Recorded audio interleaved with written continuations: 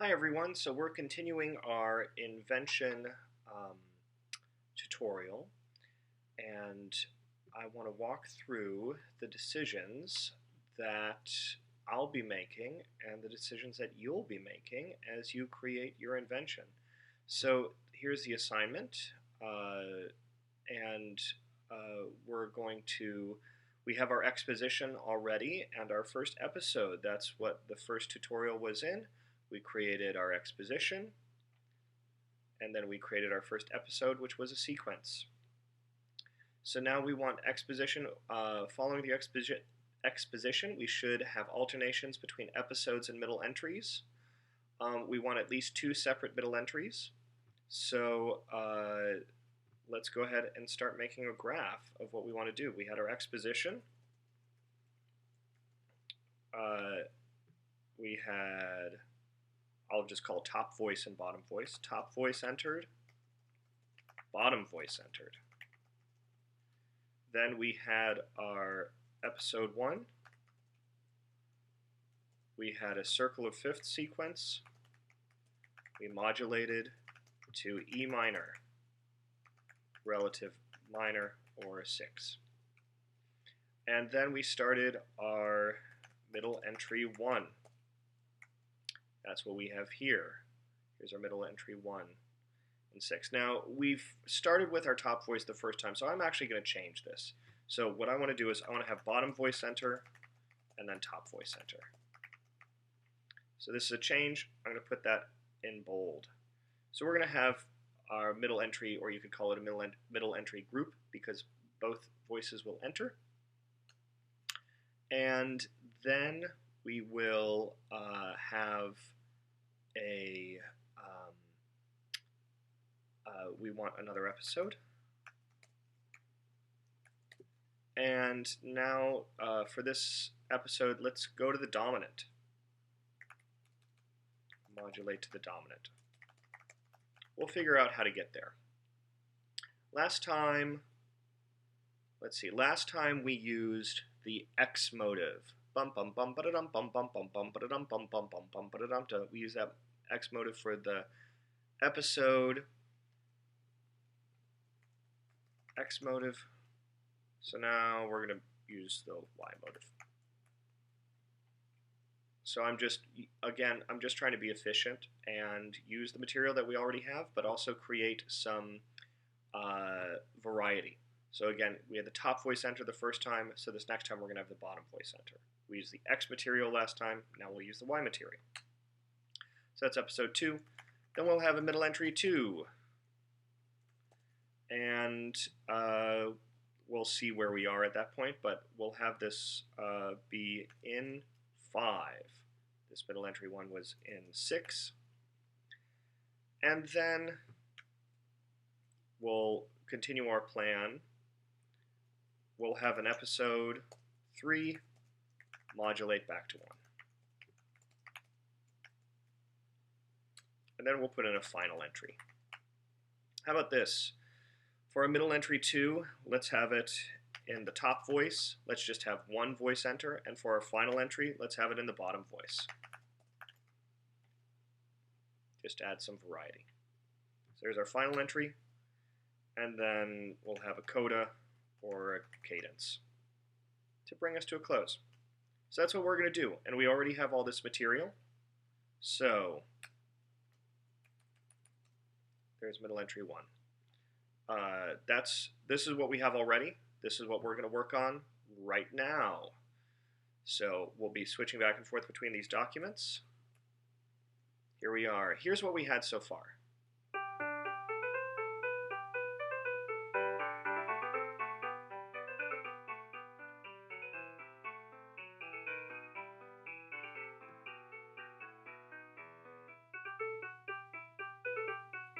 Now I just said that I want to have this come in down here in the bottom voice, so I'm just going to do that. And I'm going to move this over.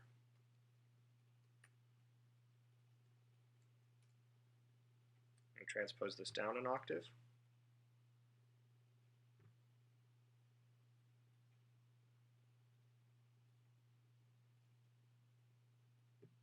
There you go. And we already have the material. We already have the counter subject. So I'm just going to copy paste. But I'm going to need to transpose it down a third.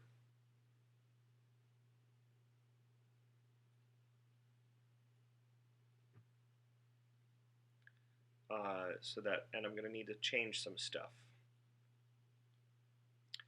Now we have this leading tone, so that leading tone is going to need to resolve up. So I'm just going to change this around. I'll have this jump down. Oops. Let's have it jump down to a G. This voice is jumping down.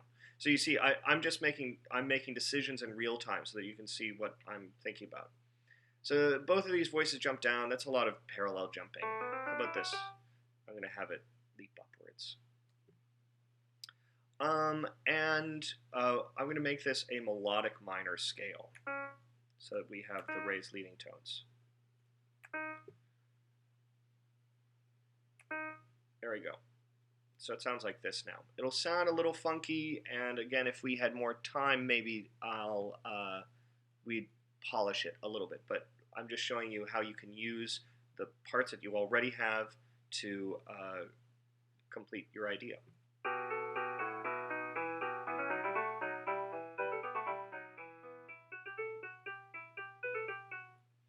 So now we already have this material. I'm just going to copy paste.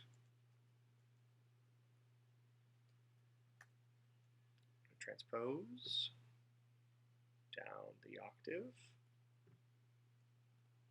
Remember, I transposed it down a third before so that it would be in the relative minor.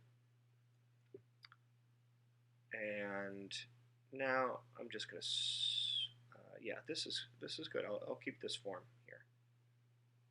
No, I'll arpeggiate it. I'll go back to our original form, like that. So here's what this sounds like.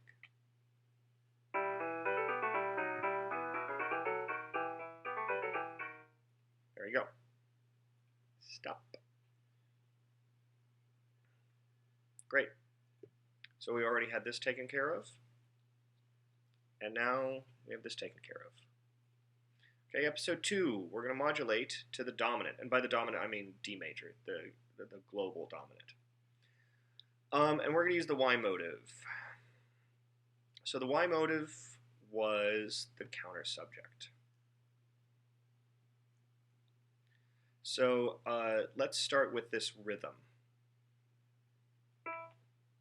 We're just going to start with it in the right hand. And we're just going to start with this rhythm, and we're going to figure out a progression that could get us back to, D major. Let's look at what we did before harmonically for our first episode. So here's our exposition. Here's the second entry. Here's the start of the first episode. So we had harmonic rhythm of 2 beats and then 1 beat. 1, 4, 7, then we started modulating. So 2 beats and then 1 beat. So I'm going to change this around. Maybe we're going to have, instead of the leg being 1 bar, let's play around with it. Let's have the leg be 2 bars. So in order to do that, what I'm thinking is we will take this idea and we will alternate it between the hands. So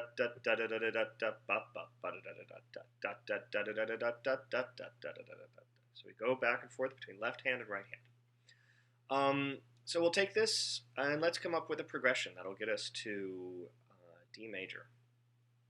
I'm just going to write down some possibilities. So we have an E minor chord, an E, we have a 1.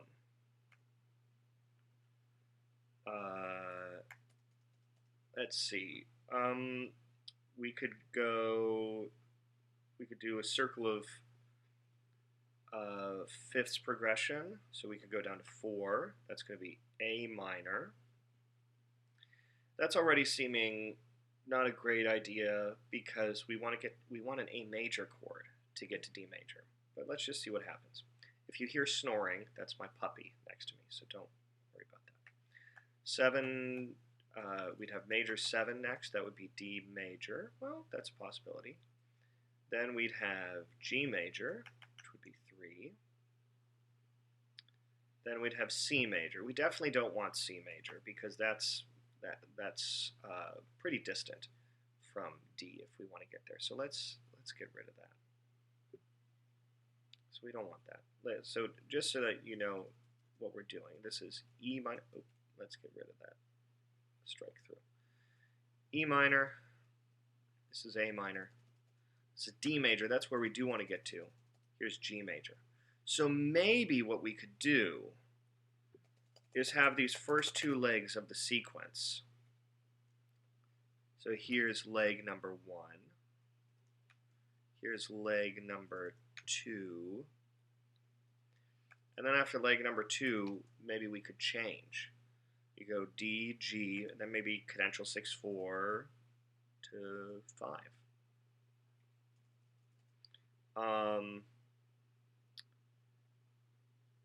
That could work. Let's do that. So, again, we want a bar of E, a bar of A. That's leg number 1. A bar of D, a bar of G.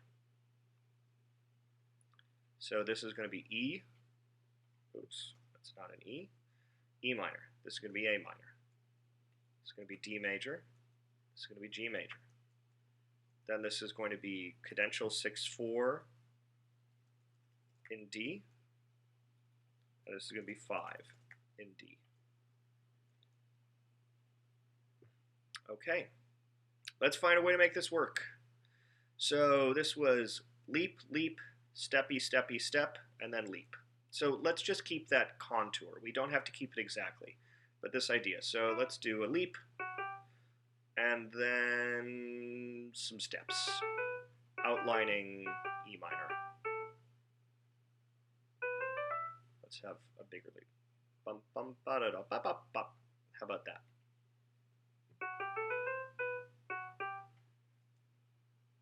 It's basically just arpeggiating the E minor chord. There's a little passing tone in there. Now what we're going to take this exact idea. We're going to take this as exact idea and put it in an A minor chord. Root, 3rd, 5th, step, step, root, 5th, 3rd. So root, 3rd, 5th, step, step, root, 5th, 3rd. All right. Let's come up with some counterpoint. I'm just going to put 3 quarter notes there because we want to stay within E minor.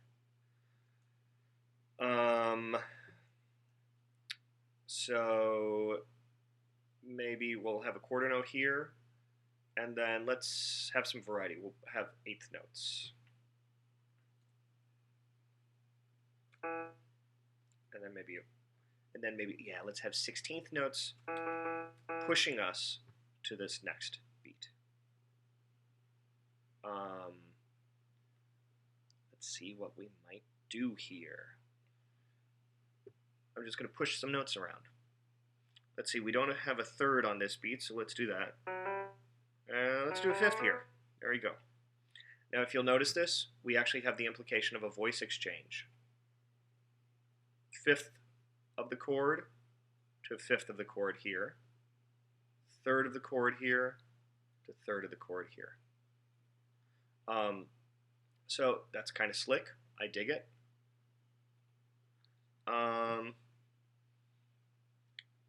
And then what are we going to do here?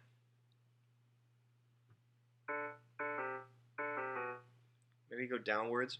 I don't really like this. Here's why I don't like it. Because we jump to a 5th. We jump to a 5th here. So let's not do that.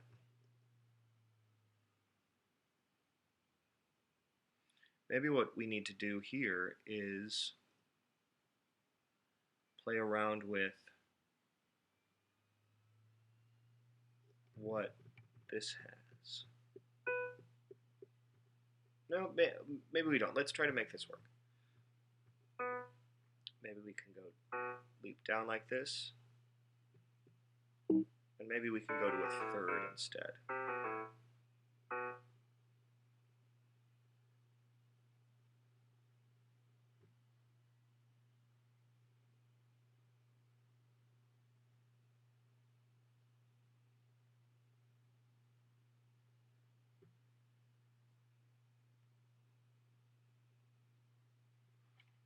And then just have a sort of some neighboring motion around the A. Arrive there. We've got a voice exchange here, B and G, G and B. Yeah, we'll use this for now. Now what we're going to do is we're going to take this same thing. Now we may need to alter this just a little bit. Or maybe not. Actually, I think this will work. Okay, so we're going to take this root, third, fifth, third, pass, fifth. Here we go. So now we're in A minor chord. Root, third, fifth, pass, oh, excuse me, third, pass, fifth. There we go. Let's analyze it very quickly to make sure that we're good. We have an octave, we have a third, we have a third, a second, which is passing. I'll learn how to type. Passing. Sixth, fourth, but it's arpeggiated, so it's just arpeggiating the chord, so it's like an arpeggiated 6/4. We have a third, we have a passing 2, we've got 6. There we go. All our dissonances are accounted for. And now everything is just going to be inverted here because this is invertible counterpoint. What is here goes there. What is there goes there. Because I just want to alternate the material. So I'm actually not going to measure the intervals. I'm just going to go through and invert these numbers. So octave inverts to a unison, or in this case an octave. 3 inverts to 6. 3 inverts to 6. 2 inverts to 7. 6 inverts to 3, 4 inverts to 5, 3 inverts to 6, 2 inverts to 7, oops, and 6 inverts to 3. Now we can actually check that. So I wasn't checking this. This wasn't note against note. I was just taking these numbers and inverting. So there's an octave, there's a sixth, there's a sixth, there's a seventh, there's a third, there's a fifth, there's a sixth, there's a seventh, there's a third. Bingo. See? That's the magic of invertible counterpoint. And now we get to take this material and be lazy, efficient with it. So here is root. So I'm going back here. I'm going back to the start of the leg. Root, third, fifth, third, pass, fifth, and then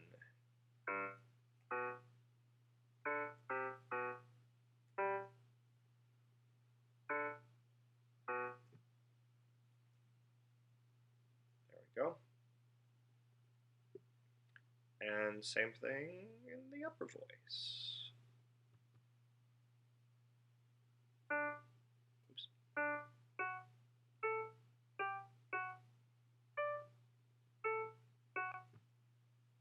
don't have it memorized, so I'm going back so I can see it. It happened again.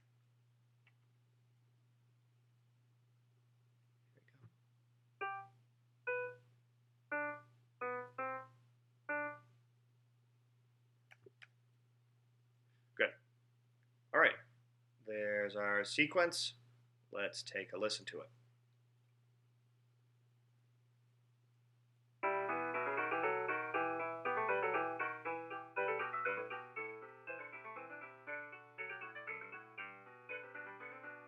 Now, it's a little leapy. I don't know if I'm an absolute fan of this, but again, we're just getting our ideas onto the page. So now we're going to have we're going to do cadential 6/4, 5 in D, and actually I want to change this up a little bit. I want to give us a hemiola.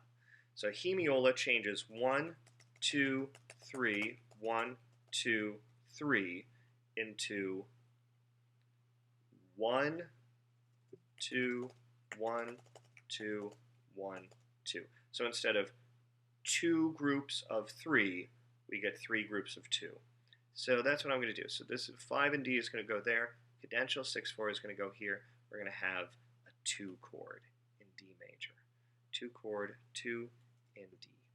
So let's see. We're going to jump around. We're going to do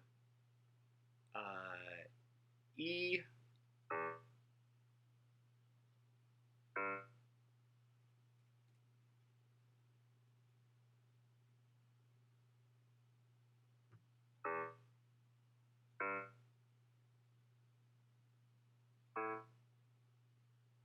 Actually, I'm going to change this up a little bit. Pardon me.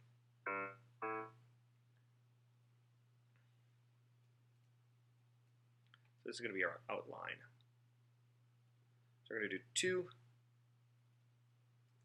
5 to 6, 4 to 5, and we're going to come to a cadence. I'm going to spruce up this bass line.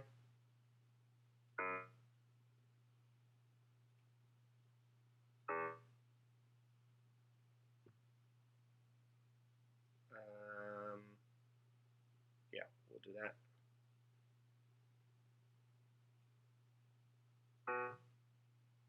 There we go. So I'm just adding in some extra stuff. And let's see. This is going to go to an E. That line wants to go upwards to an E. So I might actually switch this around. I'll go E, F, G here. I'll go G, F sharp, E here.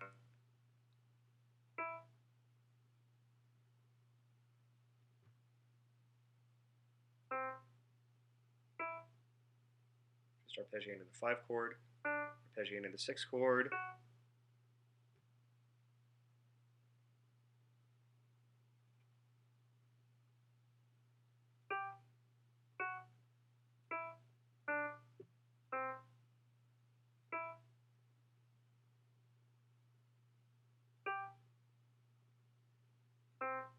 Don't forget to go back in and add in your C sharps. I'm even going to add one in here so that we start heading towards D. Add in our C sharps. Never forget those leading tones.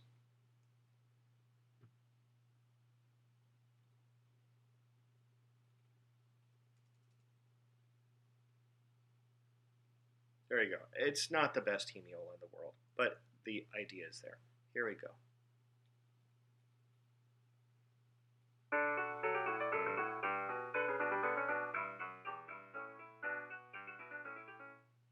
So we have some motivic difference here at the cadence because we're differentiating it. I'm going to spice this up a little bit more. I miss the 16th notes, so I'm just going to create a little changing pattern here.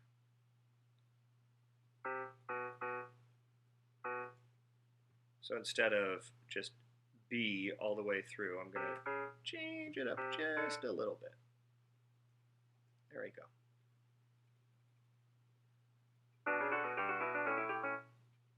And of course, we want that to go to a D.